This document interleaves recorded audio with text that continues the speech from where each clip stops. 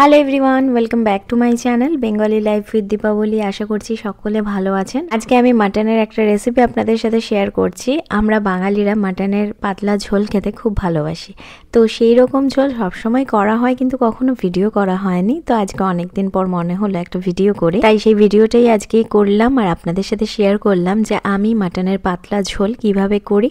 আসুন চলুন দেখে নিই রেসিপিটি আমি কিভাবে করেছি। প্রথমেই আমি মাটনটা নিয়ে নিয়েছি, ভালো করে ধুয়ে জল ঝরিয়ে রেখেছি আর নিয়ে নিয়েছি পেঁয়াজ কুচি। আমি এই মেশিনের সাহায্যে পেঁয়াজটাকে ভালো করে কুচি করে নিয়েছি। আর এখানে যে গ্রাইন্ডারে রয়েছে সেটা হচ্ছে পেঁয়াজ আর টমেটো পেস্ট, আর পাশে রয়েছে আদা রসুনের পেস্ট, আর সাথে রয়েছে যে জলের মধ্যে আলুগুলো রয়েছে সেই আলু আর জলটা একটু ডিফারেন্টভাবে করেছি। এটা আমার হাজব্যান্ডের রেসিপি। ও যখনই চিকেন মাটন রান্না করে এই প্রসেসে আলুটা প্রিপেয়ার করে, যার জন্য আলুটা অসম্ভব টেস্টি হয়। তো আমি এই বাটিতে জল নিয়ে শুধুমাত্র মাইক্রোওয়েভে কিছুক্ষণ গরম করে নিয়েছি জলটা। তার মধ্যে নুন আর একটু দারচিনি গুঁড়ো দিয়ে দিয়েছিলাম, আর সেইটার মধ্যেই আলুটা আমি সোক করে রেখেছি। আমি কিন্তু এটা অনেকক্ষণ সোক করে রেখেছিলাম ওভারনাইট। আপনারা ওভারনাইট নাও করতে পারেন, যেরকম টাইম পাবেন সেরকমভাবে করে রাখবেন। অন্তত 10 থেকে 15 মিনিট তো সোক করতেই হবে। আমি মশলার পরিমাণটা বলছি না, যেহেতু মাটনের পরিমাণের ওপরে সবটা ডিপেন্ড করে, তো সেটা নিজেরা বুঝে করে নিতে পারবেন। এবার মাটনটা কিছুক্ষণ ম্যারিনেট করে রাখবো। তার জন্য মাটনের মধ্যে প্রথমে দিয়ে দিয়েছি নুন, আর আমি যে মশলাটা করে রেখেছিলাম আদা রসুন বাটাটা, সেটার থেকে কিছুটা পরিমাণ দিয়ে দিলাম এখন। আর পেঁয়াজ টমেটো পেস্টের থেকেও কিছুটা পেস্ট এখন একটু দিয়ে দিলাম। সব মশলাই এখন কিছু কিছু দিয়ে দিচ্ছি। আমি দিয়ে দিচ্ছি সাথে টক দই। এবার দিয়ে দিচ্ছি হলুদের গুঁড়ো, এবার দিয়ে দিচ্ছি একটু সর্ষের তেল। তো এবার সব কিছু দিয়ে ভালো করে মাটনটা মেখে নিতে হবে।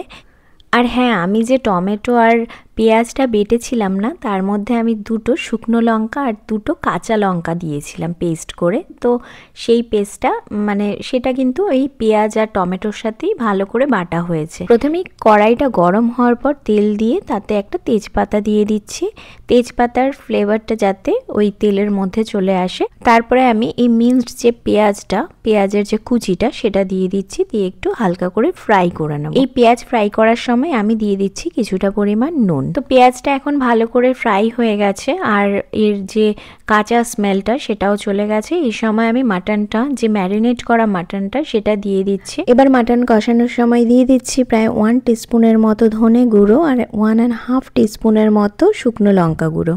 আর এবার আমি দিয়ে দিচ্ছি যে টমেটো পেঁয়াজ আর লঙ্কার বাটাটা ছিল সেইটা, আর এরই সাথে যে রেস্ট মশলাটা ছিল আদা রসুনের সেটাও দিয়ে দিচ্ছি। তো এবার সমস্ত মশলা দেওয়া হয়ে গেছে। এবার আমি ভালো করে এটা কষিয়ে নেব। মাটনটা এইভাবে কষাতে কষাতে যখন তেল ছাড়তে থাকবে, সেই সময় যে দারচিনি আর নুনে সোক করা আলুটা ছিল সেই আলুটা আমরা দিয়ে দেবো। আর কিছুক্ষণ আলুর সাথে এবার মাটনটাকে ভালো করে কষাবো। মাটনটা কিন্তু এইরকমভাবে কষাতে হবে যাতে এই পর্যায়ে চলে আসে যে মাটন আলু থেকে একদম তেল ছেড়ে যাচ্ছে। এরপরে যাব সেকেন্ড প্রসেসে আমি একটা প্রেসার কুকার নিয়েছি, আর তার মধ্যে আলুটা যেই জলে সোক করা ছিল সেই জলটা ফার্স্টে দিয়েছি। সেই জলটাকে একটু ফুটিয়ে নিয়েছি। হালকা একটু ফুটিয়ে নিলে জলটার যে কাঁচা ঠান্ডা ভাবটা সেটা চলে যাবে, আর মাংস খুব সুন্দর তাতে ফ্লেভার আসে।